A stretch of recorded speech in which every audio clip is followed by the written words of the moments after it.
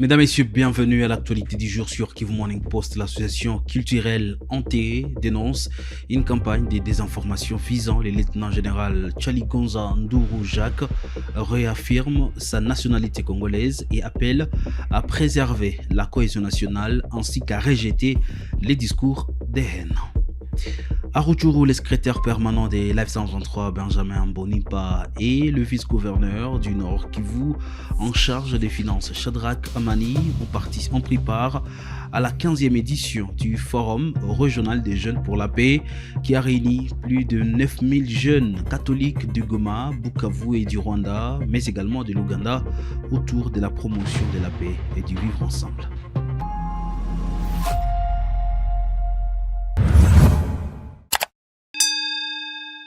Bienvenue sur Kivu Morning Post. L'association culturelle Ante dénonce une campagne de désinformation et de xénophobie visant le lieutenant-général Tchaligonza Ndourou Jacques, chef d'état-major général adjoint de FARDC, chargé des opérations et des renseignements. Dans un communiqué publié jeudi 16 juillet 2026, l'organisation rappelle que cet officier est un Congolais originaire de l'Ituri et salue son parcours militaire. Il appelle la population à préserver la cohésion nationale, à rejeter les discours de haine et à faire confiance aux institutions de la République. Puisque le Tout-Puissant continue à lui accorder sa grâce, ses bénédictions ainsi que la sagesse nécessaire pour mener à bien sa noble mission à la tête de notre patrie.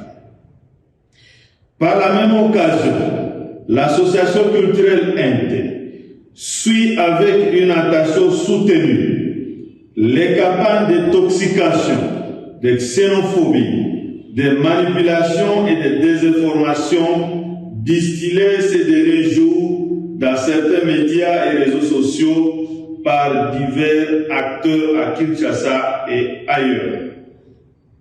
Ces attaques ciblent injustement un digne fils de la province de l'Ituri, le lieutenant-général Tchaligonza Ndourou Jacques, qui exerce avec dévouement les fonctions de chef d'état-major général adjoint à charge des opérations et des renseignements au sein des forces armées de la République démocratique du Congo, FARDC. Face à ces allégations regrettables, l'association tient à apporter les clarifications solennelles suivantes. 1. Le lieutenant-général Tchaligonza Ndourou Jacques, non entièrement qui veut dire que le bienfait de Dieu te couvre mon fils, est issu de la communauté Emma, l'une des 21 communautés de l'Ituri. Il est citoyen congolais d'origine, né de père et de mère congolais, du territoire d'Irumu, secteur de Bahema Sud, groupement village connu de tous les fils du millier, incarnant ici pleinement les valeurs républicaines congolaises. 2. Le parcours exemplaire, un officier de carrière au profit irréprochable. Il s'est constamment distingué par sa discipline, sa loyauté et son sens élevé du devoir militaire. C'est en vertu de ses compétences éprouvées, de sa loyauté constante et de sa détermination patriotique que le chef de l'État lui a accordé sa haute confiance sur la méritocratie. L'association culturelle Inde invite instamment l'opinion publique ainsi que les auteurs de ces manœuvres à privilégier l'intérêt supérieur de la nation. Tenter de discréditer sans raison un serviteur d'État intègre, loyal et compétent ne saurait constituer une démarche constructive. L'association exprime sa pleine confiance à la vigilance des hautes autorités du pays qui fondent leurs décisions uniquement sur le mérite, la compétence et le dévouement républicain, loin de toute influence partisane. Elle réaffirme son soutien indéfectible à l'Assemblée des cadres des dignitaires territoriaux œuvrant au sein des institutions de la République et exhorte particulièrement le lieutenant général Tchaligonza Ndourou Jank à poursuivre son engagement avec la même abnégation, courage, loyauté et la même rigueur au service de la nation pour lesquels il a géré. L'association culturelle Inde rappelle enfin que le destin des Congolais est intrinsèquement lié au sein d'une seule et unique nation. Elle appelle à l'unité nationale, à la solidarité et au respect de notre riche diversité culturelle, en soutenant activement la vision de paix et de développement portée par les chefs de l'État. Que vive la République démocratique du Congo, que vive son président, que vive la paix et l'unité nationale. Faites au siège national de l'association culturelle NT, c'est 16 juillet 2026, pour le directoire national, Maître Jean-Claude Ngadjoulé Ateni, président national. Je vous remercie. Les secrétaires permanents de la 123, Benjamin Bonipa, et les vice-gouverneurs du Nord Kivu, chargés des finances, Chadra Kamani, ont participé à la 15e édition du Forum régional des jeunes pour la paix à Rutshuru. Cette rencontre a réuni près de 9000 jeunes catholiques venus de Goma, Bukavu, du Rwanda et de l'Ouganda autour de la promotion de la paix, de la cohésion sociale, mais également du vivre ensemble. Monsieur l'évêque de notre diocèse de Goma, différents prêtres et sœurs, chers jeunes, bonjour. Bonjour. Comme l'administrateur venait de le dire, nous sommes une grande délégation en provenance de Goma, notre chef-lieu. Nous avons accompagné son Excellence, Monsieur le secrétaire permanent de notre cher mouvement AFCM 23. Nous avons fait 6 jours dans le territoire de Lubero et nous sommes arrivés avant-hier ici au chef-lieu du territoire de Rutshuru. À notre arrivée, il nous a été informé qu'il y a une grande cérémonie ici des jeunes en provenance de notre diocèse. Non seulement de notre diocèse, parce que l'évêque venait de nous dire qu'il y a des jeunes qui sont venus du pays voisin et que donc nous ne pouvions pas passer sans pour autant venir vous saluer ici. Alors, nous sommes ici, comme je l'ai dit tantôt, avec notre chef, son Excellence Monsieur le secrétaire permanent, Monsieur Benjamin Bonipa, avec tout le respect, je vais vouloir qu'il se mette debout et vous saluer. Le diocèse de Goma, révérend Père, révérend Abbé, révérende Sœur, chers fidèles, Shalom. Je suis l'un de l'Église et fervent chrétien catholique, et raison pour laquelle j'aimerais passer toutes mes chaleureuses salutations aux frères et sœurs dans le Seigneur. Et nous sommes en voyage d'itinérance. Nous avions commencé par le Sud Kivu, tous les territoires du Sud Kivu, territoire d'Uvira, c'est-à-dire dans la plaine de la Ruzizi, Katogota, Kamanyola, en passant par Ngoma, Kaziba, Walungu, Kabare, Calais, et nous avions commencé dans la province du Nord Kivu par le territoire de Lubero, où nous sommes en train d'évaluer l'état de nos populations, l'état des lieux, mais aussi la vie sociale de nos populations pour qu'on puisse réajuster notre politique vis-à-vis de la population, évaluer la sécurité de tout l'espace, mais aussi la gouvernance que nous avions mise en place pour savoir si les dirigeants que nous avons placés à la tête de nos populations sont à la taille. sont en mesure de bien répondre aux besoins sociaux de ces populations. Et partout où nous passons, sur le plan sécuritaire, il y a un satisfecit, mais il y a un grand problème qui demeure sur le plan économique et social, où il y a carence de la monnaie qui ne circule pas, l'économie ne tourne pas bien, mais aussi cette épidémie d'Ebola où nous sommes en train de mettre un accent particulier afin que nos populations puissent observer des mesures barrières et des gestes qui puissent sauver des vies.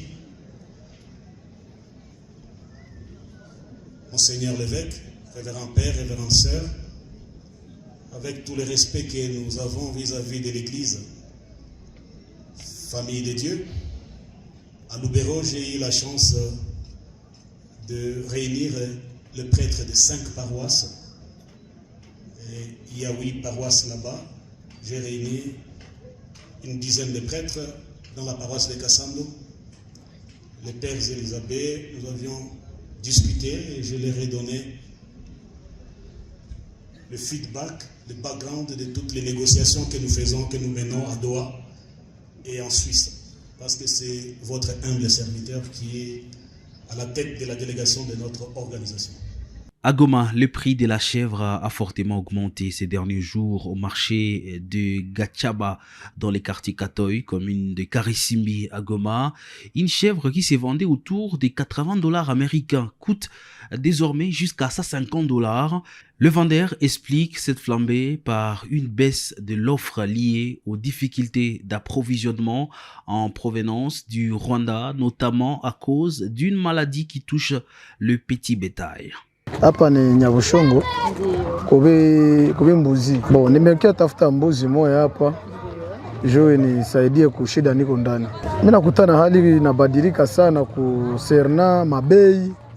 Yetu tulikuwa nauza na kuserna mabei nakutana bei zinapanda sana. No, sitaja sortir parce que zeni litayarisha ni za kidogo par rapport ya bei nyana kutana msoko. Maki niko obligé nirudie nione vingine vya kufaa tena. Mbuzi zilikuwa mbei ya mzuri. Na tuyue nini naacha zinapanda. Mama Anuarite Baziga. Hapa tuko Nyabushongo, kusoko ya mbuzi kwa Kachava. Leo kuchuruzi ya mbuzi iko nguvu. Kwanza juu kupata mbuzi ni shida. Tuko nenda Rwanda kutafuta mbuzi tunazikosa juu soko za mingi zishafungiwa. Tunalogotesha he tulipata na hingine ya makartie njo tunapata kazi. Shida yenye wanatuambia si hatuwezi yua, wanatuambia shida yenye natuma mbuzi zinakosekana, wanatuambia ngizi mbuzi zinagonjwa. Wanafunga soko za mingi njo maana mbuzi zinakosekana. Mbuzi ziko bei sana. Maana kupata mbuzi ya umwe mwanzo ya mbuzi meka kidogo ni 95 saa kupanda na saa 50 iko. Juu mbuzi zinakosekana kabisa. Hakuna mtu hawezi jiretrouver juu mbuzi ziko bei sana. Kugisi tuko naziuza kuzifikisha hapa na client anakuambia franga haziko. Maana tuko hombesha ndio tuko na hombesha na kama mtu anaweza pata taile $2 unairudiana tu vile. La jeunesse d'Ensemble pour la République sensibilise la population du Tanganyika avant la marche pacifique prévue le 22 juillet en RDC. Cette manifestation organisée par l'opposition vise à réclamer la démission du président Félix Tshisekedi et à protester contre le projet de modification de la Constitution. Reportage.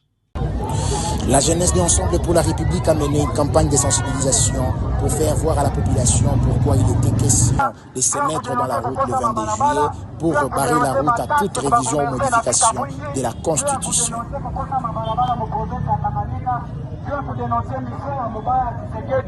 Ile tunayo kutafuta kubalkanize nchi yetu na kutafuta kubalkanize nchi yetu ni kusema kuna misia mbele kipande ya nchi ya Nord Kivu liko sio kipaso ya Rwanda amukabulia rafiki yake Paul Kagame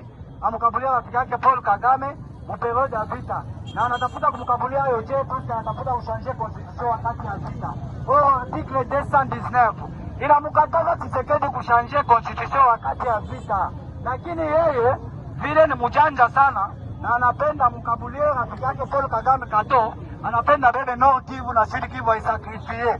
C'est pourquoi banduku yangu tukue solidaire na banduku yetu wa Nord Kivu na Sud Kivu. kwabo, paske bile bile mafikia leo ina kupenda kwabo ni incompetence ya M. Felix Antoine Tshisekedi Tshilombo. Mwenyewe anashinda kuwaprotege, anapenda lele kipande ya nchi, anakabulia marafiki yake Paul Kagame kesho achange constitution wakati ya vita. Alors que constitution yetu kwa article 19 na mkataza hawezi kubadili katiba ya nchi periode ya vita. Mercredi si wote ni maandamano, makomersa hakuna kazi. Mwaye ndio ba victime ya insécurité, mwaye ndio ba victime ya incompétence ya M. Felix Antoine Tshisekedi Tshilombo.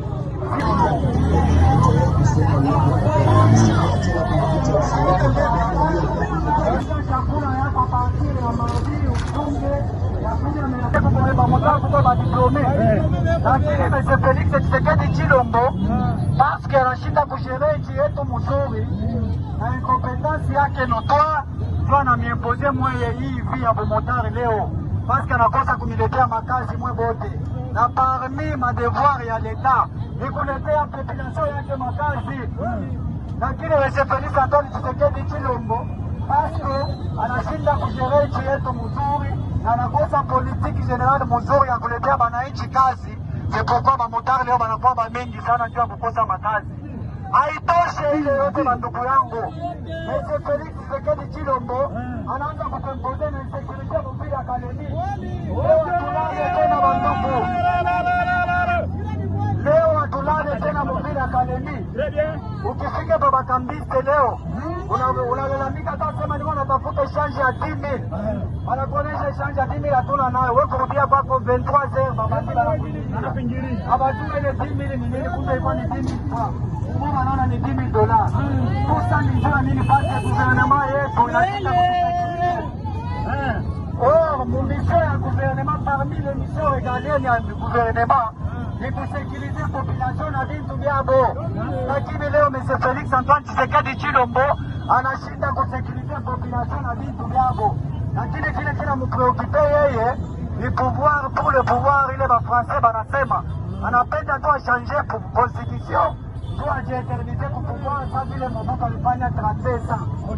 La conséquence ni nini ya kuchanger constitution? La province du Lualaba lance un deuxième projet d'autoroute reliant Likasi, Lubumbashi et Kasumbalesa après la construction de sa première autoroute urbaine. Cette nouvelle infrastructure va stimuler l'économie nationale et renforcer le réseau routier du pays. Reportage. Pour la toute première fois dans l'histoire de la RDC, un méga projet de partenariat public-privé va se concrétiser avec la construction d'une autoroute moderne en béton de 6 bandes. Elle va relier les villes de Likasi et Lubumbashi à la ville frontalière de Kasumbalesa. C'est par là que passe l'essentiel d'imports et exports nécessaires au quotidien de la province du Haut-Katanga et bien au-delà. Lors de la dernière conférence des gouverneurs, le chef de l'État nous avait donné des recommandations fermes de nous développer à partir de la base. Et l'essence de cet engagement qu'on venait de faire, ça porte sur l'autoroute que nous allons construire de Kasumbalesa jusqu'à Lubumbashi. C'est une façon de nous permettre à booster l'économie et aussi en désengorger, surtout à fluidifier les secteurs de transport. De construire une route, au vrai sens du mot, de 3 bandes aller et de 3 bandes de retour, y compris les aires de repos, voire même de l'éclairage public. C'est dans ce cadre que vient d'être signé un protocole d'accord entre la province du Haut-Katanga et son partenaire stratégique, la société sud-africaine Yellowstone. Cette entreprise figure dans le tableau des têtes des investisseurs dans le domaine des infrastructures. La signature a eu lieu ce 13 juillet 2026 à Johannesburg, en Afrique du Sud. Nous avons trouvé que la République démocratique du Congo est un pays qui regorge beaucoup d'opportunités pour l'Afrique du Sud. C'est le 2e pays producteur du cuivre dans le monde. Nous avons trouvé qu'il y a un grand problème d'évacuation de minerais, raison pour laquelle nous allons nous concentrer sur les infrastructures en République démocratique du Congo. Ce projet de grande envergure est une étape historique dans le développement des infrastructures en RDC. Il démontre aussi la capacité du gouverneur intérimaire Martin Kazembe Choula à concrétiser sur le terrain la vision du président de la République Félix Antoine Tshisekedi Tshilombo dans le domaine du développement économique et de la modernisation des infrastructures. Ensemble avec le gouverneur du Haut-Katanga, nous allons faire à ce que ce projet soit bénéfique pour l'économie de la République démocratique du Congo et la République sud-africaine. Je pense que ça, c'est le bon moment pour son Excellence Monsieur le Président Tshisekedi de lancer la construction des infrastructures partout dans le pays. Ce projet sera aussi bénéfique pour la création d'emplois en République démocratique du Congo et dans toute la région. For the movement of goods and services. Et cette autoroute va améliorer la mobilité des personnes et des biens. Elle va aussi améliorer les échanges commerciaux et faciliter l'intégration régionale. Elle va aussi stimuler la croissance économique du Haut-Katanga au profit de sa population. D'une province à une autre, on quitte le Lualaba, direction Katanga. Plusieurs personnalités de cette province, dont l'ancien président de l'Assemblée provinciale Freddy Kachomba, ont rejoint les 13 notables et anciens ministres provinciaux pour soutenir les actions du gouvernement provincial dans les secteurs des infrastructures, du développement, mais également de la sécurité de cette partie de la RDC. Suivez ces reportages. Portée au départ par un noyau de 13 notables, l'initiative du caucus de notables katangais a progressivement suscité l'adhésion de nombreuses autres personnalités. Ce jeudi 16 juillet, plusieurs nouvelles figures ont rejoint cette structure, notamment le président honoraire de l'Assemblée provinciale du Haut-Katanga, l'honorable Freddy Kachomba. Ce dernier apporte son soutien au gouverneur intérimaire Martin Kazembe Choula, qu'il considère comme un digne fils de la province. J'ai remercié les gens qui m'ont invité pour que je reprenne part aussi à ce caucus, aux échanges, au partage de ce qui va se dire ici. Alors en suivant les interventions, je comprends qu'il y a un mot qui fâche, le ad interim. Si on peut tout faire pour qu'on puisse un peu élaguer le mot ad interim par nos rencontres comme ça. Il ne faudra pas attendre que Kinshasa fasse ce que nous on doit faire. Cette vision est également partagée par plusieurs autres notables katangais, à l'instar de la députée provinciale élue de Kipushi, Daniela Pandé, ainsi que Djok Musonda, fille aînée du tout premier gouverneur du Haut-Katanga, Jean-Claude Kazembe Musonda. Affichant leur soutien aux institutions provinciales, le membre du caucus des notables katangais plaide pour le maintien de Martin Kazembe Choula à la tête de la province. Ça fait depuis une année que le gouverneur Kazembe est en train de gérer la province. Nous avons déjà remarqué ses actions. Donc, moi je pense que nous pouvons le soutenir pour qu'il puisse continuer à gérer la province, parce qu'on ne peut pas faire tout en une année. Chaque peuple a son histoire, et voici la nôtre. Les notables katangais sont là, debout, pour essayer de réfléchir sur les enjeux de la province du Haut-Katanga, ensemble avec le gouverneur de province, Martin Kazembe Choula, que nous voulons accompagner jusqu'au bout. Je suis très heureux de voir que l'on a focalisé nos voix sur la cohésion. Et j'ai constaté que tous les membres sont pour que l'action qui a été entamée en matière de développement local dans différents territoires, moi je vous parle des différents projets que nous avons recensés chez nous, dans tous les territoires, les actions sont en train de se réaliser, des grands projets en cours de construction.